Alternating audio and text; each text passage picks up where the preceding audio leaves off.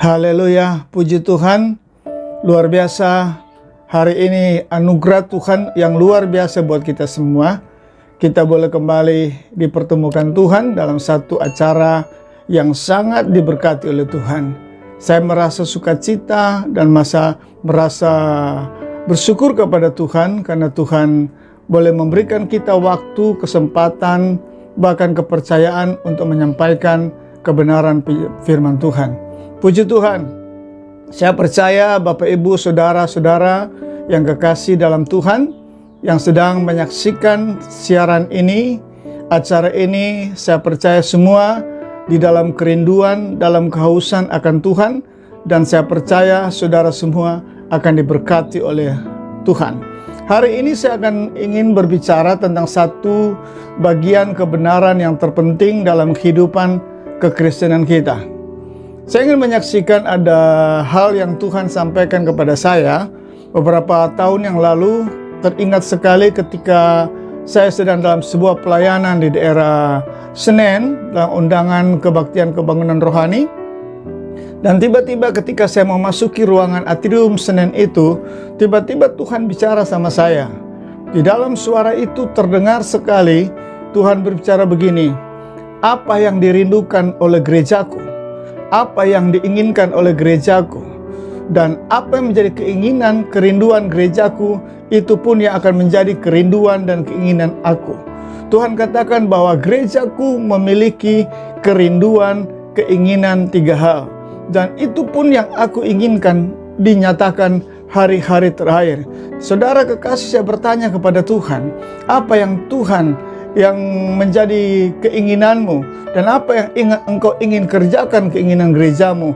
Dan Tuhan bicara kepada saya, ada 3 poin yang sebenarnya menjadi kerinduan kita sebagai gereja Tuhan, dan ini juga akan menjadi kerinduan Allah untuk dinyatakan, untuk dikerjakan, untuk dilakukan dalam setiap kehidupan orang-orang percaya.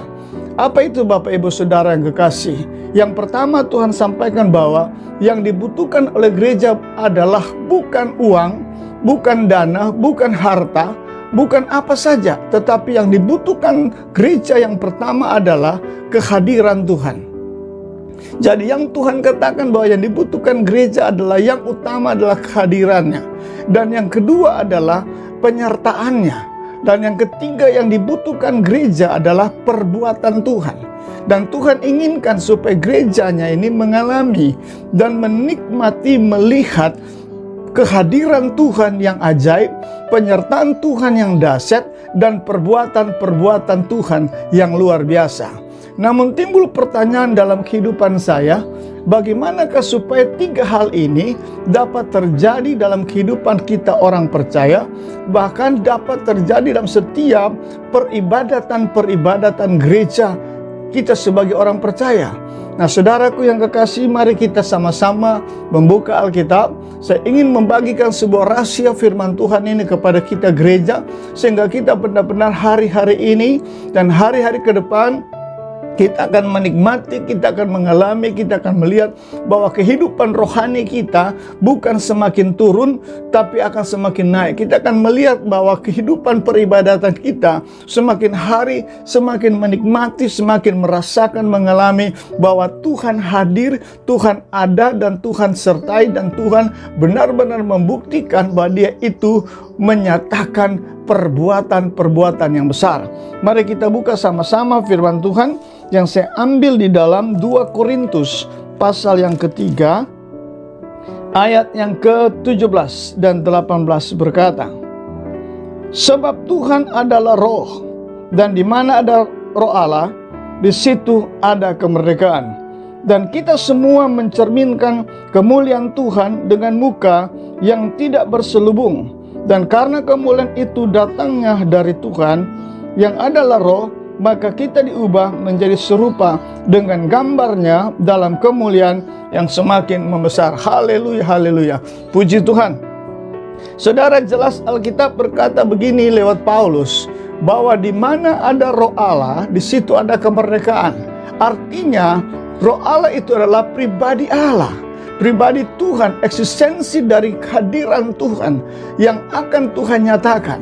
Dan Alkitab berkata bahwa di mana ada Roh Allah, di situ ada kemerdekaan. Kalau ada kemerdekaan berarti saudara, di sanalah ada kelepasan, di mana ada kesembuhan, di mana ada keselamatan, ada pertobatan, ada pertumbuhan, ada kuasa yang terjadi. Dan sebenarnya yang dibutuhkan kita, dibutuhkan gereja hari-hari ini adalah kehadiran Tuhan itu sendiri. Tuhan sudah menjelaskan bahwa di mana ada Roh Allah, di situ ada kemerdekaan. Tuhan ingin mengembalikan eksistensi kuasanya, kehadirannya, penyertaannya, perbuatannya yang nyata di dalam gereja.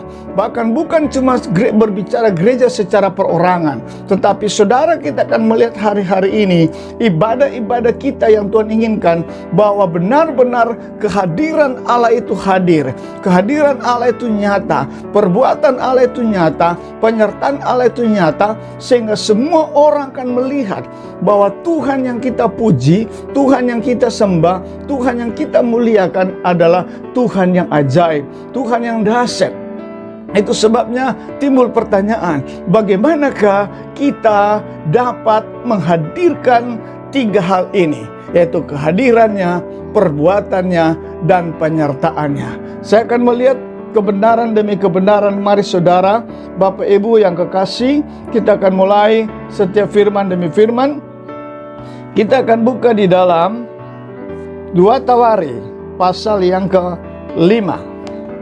2 Tawari pasal yang ke-5 di sana berbicara tentang apa yang terjadi pada waktu Salomo mentahbiskan bait suci. Dan di sana saudara, bagaimana Salomo mempersiapkan ibadah, dan ibadah yang dibuat oleh Salomo benar-benar menyatakan, membuktikan bahwa Tuhan itu hadir, menyatakan kemuliaan Allah. Jadi yang pertama kita melihat di sini, supaya saudara dan saya bisa menikmati hari-hari ini kehadiran Tuhan, ibadah-ibadah kita, persekutuan-persekutuan kita, doa-doa kita, benar-benar kita bisa merasakan, mengalami, menikmati kehadirannya, penyertaan Tuhan dan perbuatan Tuhan. Yang pertama adalah, saya akan mulai dengan setiap pekerja. Jadi bukan masalah bentuk ibadahnya.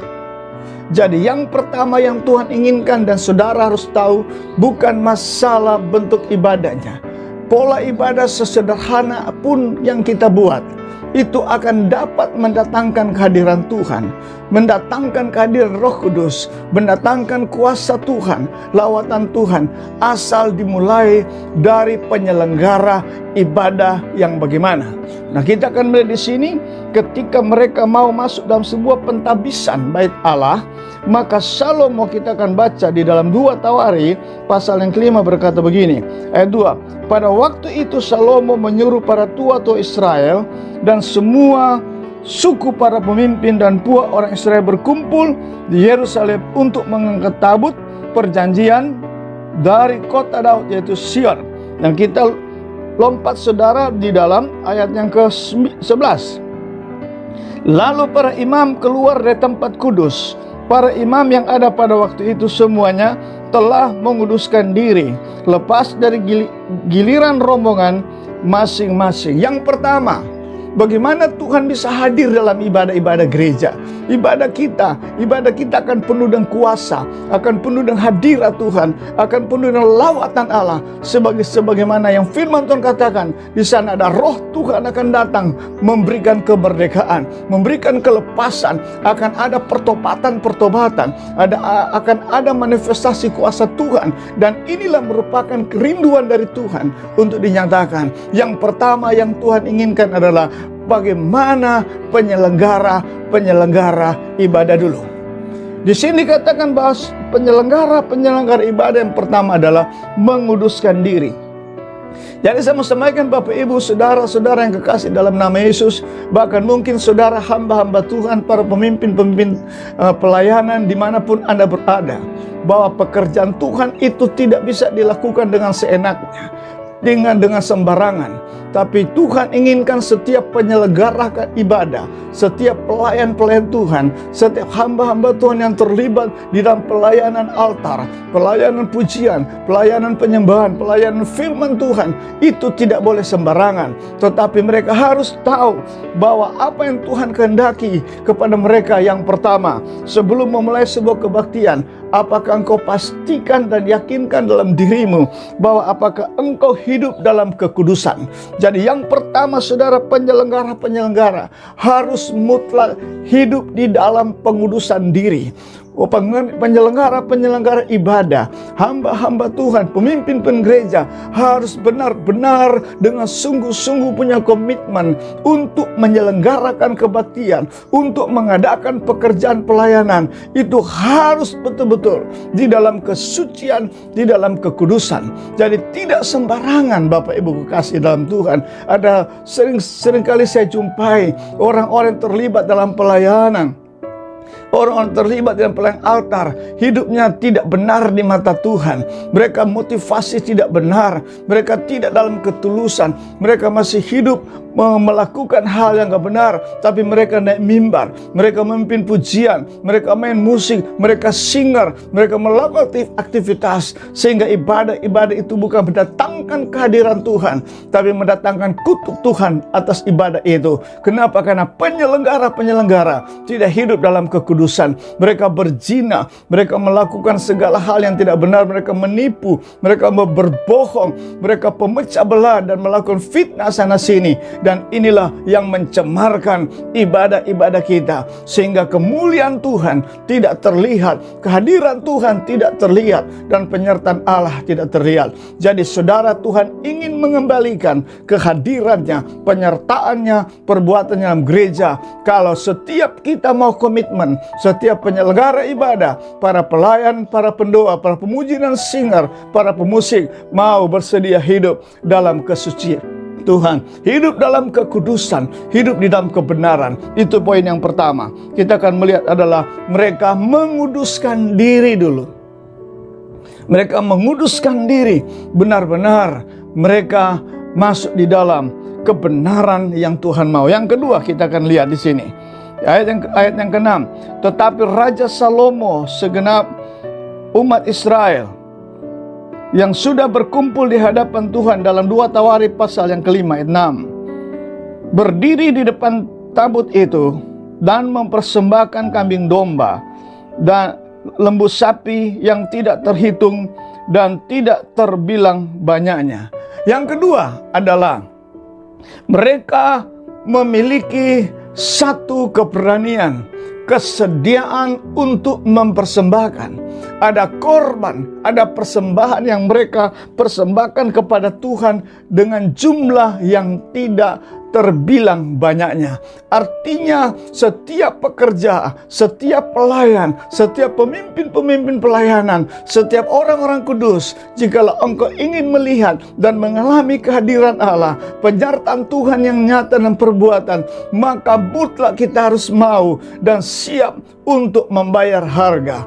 Ada harga yang harus kita bayar. Saya mau sampaikan bahwa Yesus Kristus Tuhan kita, Dia telah membayar harga untuk membeli setiap janji-janji Allah. Dia telah membayar semua janji-janji Allah dengan harga yang mahal, yaitu dengan nyawanya sendiri. Dia rela mati, curahkan darah, supaya saya dan saudara dilayakkan untuk masuk dalam takhta hadirat Allah, untuk menikmati segala apa yang Dia sediakan. Itu sebabnya Tuhan inginkan juga kita harus mau. Setiap orang percaya, setiap pekerja, setiap pemimpin, jika engkau punya kerinduan melihat eksistensi kuasa kerajaan Allah kembali dalam gerejamu, kembali dalam pelayananmu, kembali dalam rumah tanggamu, maka saudara siap untuk mempersembahkan korban yang terbaik. Korban terbaik adalah seluruh kehidupan kita, seluruh pikiran kita, seluruh hati kita, Segenap keadaan kita, maukah kita persembahkan kepada Tuhan, menjadi persembahan yang hidup, persembahan yang terbakar habis di atas mezbah, sebagai persembahan ukupan yang menarik hati Tuhan, di mana kita berani membayar harga, tidak hitung-hitung dengan Tuhan. Kita berani memberi, kita berani mengorbankan segala sesuatu yang terbaik dalam kehidupan kita, dan di sanalah Tuhan inginkan. Itulah juga yang dilakukan oleh Abraham ketika Tuhan minta bagaimana Abraham ingin menjadi seorang bapa bagi bangsa-bangsa. Maka ujian yang pertama kepada Abraham, Tuhan minta yang terbaik untuk Abraham persembahkan, yaitu anaknya yang paling berharga. Dan ketika Abraham berani untuk menyerahkannya, untuk mempersembahkan sebagai harga dan sebuah perjanjian yang Tuhan mau kerjakan, maka Abraham melihat kehadiran Tuhan. Ada persembahan yang datang kepada Abraham, ada api yang turun membakar persembahannya. Dan saudaraku yang kekasih, Tuhan mau gereja Tuhan sadarlah bahwa ibadah-ibadah yang kita selenggarakan, Tuhan inginkan Dia ada untuk menyatakan kemuliaan. Kenapa? Karena setiap ibadah-ibadah kita, setiap orang yang datang, seringkali kita harus sadar bahwa mereka mungkin datang dengan segala kelelahan, beban berat, sakit, penyakit, frustasi, depresi, stres, dan segala hal masalah. Nah, kalau mereka datang ke gereja, kalau mereka tidak bisa berjumpa dengan Tuhan, karena gereja kehilangan hadirat Allah, gereja kehilangan perbuatan penyertaan Allah yang nyata, gereja kehilangan kehadiran Roh Kudus. Itulah menjadi satu ironis untuk gereja-gereja hari ini. Sebabnya saya mengajak kita semua, para pemimpin gereja, hamba-hamba Tuhan dimanapun engkau berada, ingatlah Alkitab berkata, di atas batu karang ini aku akan mendirikan jemaatku dan alam maut tidak menguasainya. Artinya di mana ketika Tuhan membangun gerejanya, maka Tuhan akan pastikan bahwa tahtanya akan ada di dalam gerejanya, dan kehadirannya, perbuatannya harus ada. Itu sebabnya Dia butuhkan penyelenggara-penyelenggara dan Tuhan, para pelayan-pelayan Tuhan, untuk benar-benar memperhatikan hal ini. Yang pertama, harus betul-betul menguduskan diri. Yang kedua, harus berani mempersembahkan, harus berani berkorban, harus berani bayar harga. Maka Tuhan akan mengerjakan dan menyatakan kemuliaan Tuhan yang dahsyat. Dia akan menyatakan kehadirannya, kuasanya, revivalnya dalam gereja hari-hari ini. Sehingga saudara, dunia akan melihat bahwa kita adalah gereja yang di dalamnya kekuatan Allah.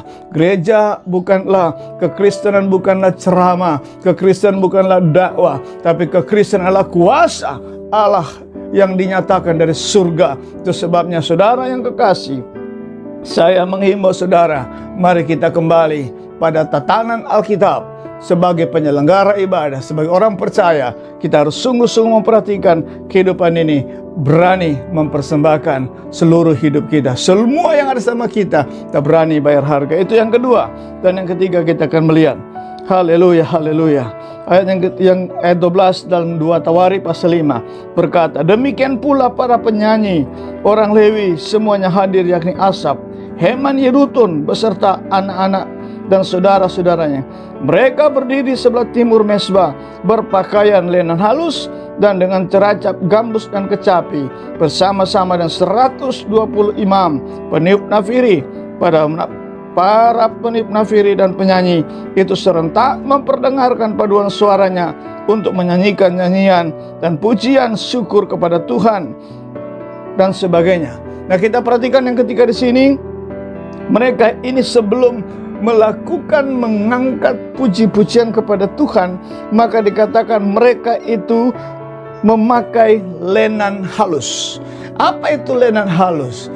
Wahyu pasal 19 ayat 7 berkata 8. Lenan halus itu adalah perbuatan-perbuatan orang benar, perbuatan-perbuatan orang kudus di dalam kebenaran. Jadi saudaraku yang kekasih, Tuhan inginkan kita sebagai hamba-hamba Tuhan, sebagai orang percaya, sebagai pekerja, dan semua pelayan yang terlibat di dalam pelayanan altar, kita harus selalu berpakaian lenan halus. Lenan halus adalah perbuatan yang penuh kasih, perbuatan yang penuh belas kasihan, perbuatan-perbuatan yang di dalam kebenaran kebenaran, kita punya kebaikan, kita punya perbuatan yang selalu memuliakan Tuhan.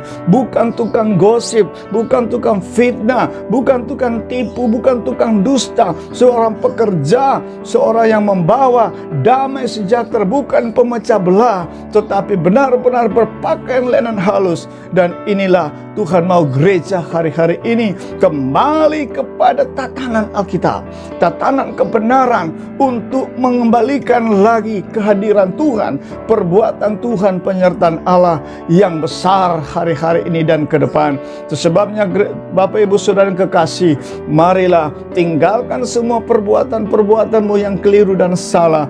Tinggalkanlah perbuatan-perbuatan dosamu. Ada begitu banyak orang saya temui hari-hari ini, mereka melayani Tuhan, mereka mempunyai pujian, tapi mereka bertengkar, mereka memecah belah, mereka ribut dengan suami, istri, anak-anak, semuanya mereka bertengkar dan sebagainya. Mereka saling membenci, mereka saling memfitnah, tapi mereka naik memimpin pujian, mereka naik pimpin singgang sebagainya, dan itu adalah merupakan celah dan kenajisan di hadapan Tuhan. Itu sebabnya kita tidak melihat, tidak mengalami dan merasakan kehadiran Allah, perbuatan Tuhan, mujizat Tuhan yang terjadi. Kenapa? Karena hidup kita jauh dari kebenaran, jauh dari perbuatan-perbuatan kasih, jauh dari perbuatan-perbuatan yang Tuhan mau kita kerjakan. Itu sebabnya ini yang ketiga adalah berpakaian lenan halus, adalah perbuatan-perbuatan orang kudus di dalam kebenaran, di dalam kasih, di dalam kesucian dan sebagainya. Saudaraku yang kekasih, ini yang perlu kita perhatikan baik-baik. Dan yang keempat, yang terakhir saya ingin sampaikan, bagaimana kita mampu mengembalikan kehadiran Tuhan, penyertaan Tuhan dalam kehidupan orang percaya. Kita harus benar-benar sungguh-sungguh melihat sebuah kebenaran. Mari kita baca bersama-sama ayat yang ke-14. Sehingga imam-imam itu tidak tahan berdiri dan menyelenggarakan kebaktian karena awan itu, sebab kemuliaan Tuhan memenuhi bait suci. Kita naik dulu sedikit di ayat 13. Dikatakan, lalu peniup nafiri itu dan para penyanyi itu serentak memperdengarkan suaranya. Jadi yang keempat adalah menaikkan puji-pujian, penyembahan, pengagungan kepada Tuhan itu tidak sembarang. Dikatakan di sini mereka menyanyikan pujian kepada Tuhan dan menyanyi memuji Tuhan serentak. Artinya ada satu kesatuan yang terbangun. Gereja harus bersatu, gereja harus dalam kesatuan, tidak boleh pemecah belah. Tuhan Yesus berkata dalam doanya, "Ya Bapa, aku berdoa agar supaya mereka menjadi satu, supaya mereka bisa melihat kemuliaan-Mu, dan kemuliaan yang Kau berikan kepadaku akan Kuberikan kepada mereka apabila mereka bersatu." Jadi saudaraku yang kekasih, ketika kita menjadi penyelenggara ibadah di hadapan Tuhan, tidak ada yang merasa bahwa satu yang lain lebih baik dari yang lain. Tapi kita bisa duduk bersama, berdiri bersama dalam satu kesatuan, satu ikatan kasih. Alkitab berkata, 2 orang berkumpul di dalam namaku, aku ada. Dan 2 orang sehati memuji Tuhan, berdoa, maka aku akan menjawab. Jadi saudara yang kekasih dalam nama Yesus, poin yang ketiga, kita harus membangun sebuah penyatuan dan kesatuan di dalam roh kita. Jauh dari perpecahan, tapi kita saling menyatu karena itu yang Tuhan mau.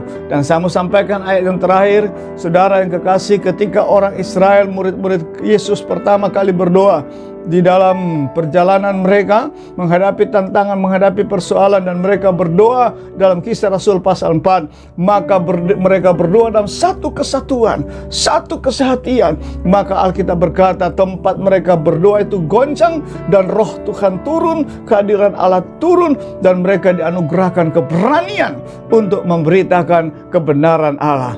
Jadi 4 poin yang harus saudara perhatikan, saya akan simpulkan bahwa Tuhan ingin menyatakan kembali, Tuhan ingin mengembalikan eksistensi, kehadirannya, perbuatan penyertaan nyata dalam gereja, dalam hidup orang percaya. Yang pertama, mereka yang mau bersedia, berkomitmen untuk hidup dalam kekudusan, untuk hidup menjaga dan menguduskan dirinya. Yang kedua adalah mereka yang mau membayar harga. Mereka mau memberikan persembahan yang terbaik sebagai korban yang paling berharga di hadapan Tuhan. Yang ketiga, mereka benar-benar mau berpakaian lenan halus, yaitu hidup dalam segala kebenaran, perbuatan-perbuatan yang memuliakan Tuhan, tidak menjadi batu sandungan, tidak menjadi batu sentuhan, tapi menjadi berkat, menjadi kemasyhuran lewat tutur kata, perkataan, perbuatan yang memuliakan Allah. Dan yang keempat adalah mereka yang mau benar-benar berdiri bersama-sama dalam satu kesatuan, satu roh di dalam Tuhan, untuk memuji, memuliakan Allah, memasyurkan nama Tuhan. Tidak ada yang merasa siapa lebih tinggi, siapa lebih hebat, gereja mana lebih benar, gereja mana lebih hebat, gereja mana pengajaran yang paling bagus. Tapi mereka mau benar-benar mau bersatu, menyatu satu sama lain, saling menghargai, saling menghormati, saling mendukung sebagai gereja, sebagai tubuh Kristus, untuk mengangkat pujian pengagungan kepada Tuhan di surga. Maka saya percaya roh Tuhan akan turun untuk menyatakan kehadiran dan kemuliaan dan perbuatan Allah yang ajaib. Itu sebabnya marilah jadilah gereja yang mendatangkan dan menghadirkan hadirat Allah hari-hari ini. Dunia sedang menanti, dunia sedang menunggu, dunia dalam persoalan, dunia sedang sakit, membutuhkan kesembuhan, membutuhkan pertolongan, membutuhkan lawatan, membutuhkan zaman Tuhan. Dan itu akan dimulai dari gereja yang menyatakan kehadiran Allah. Kiranya firman ini memberkati, memotivasi, dan mensemangat saudara, membuka wawasan kita yang baru, untuk kita melihat bahwa gereja yang Tuhan mau adalah gereja yang menyatakan eksistensi, kuasa, kehadiran kerajaan Allah yang nyata hari-hari ini. Tuhan memberkati kita semua. Tuhan menolong kita. Mari bangkitlah dan bangkitlah dalam kekuatan Allah hari-hari ini. Tuhan menyertai, terpujilah nama Tuhan. Haleluya, haleluya. Amin.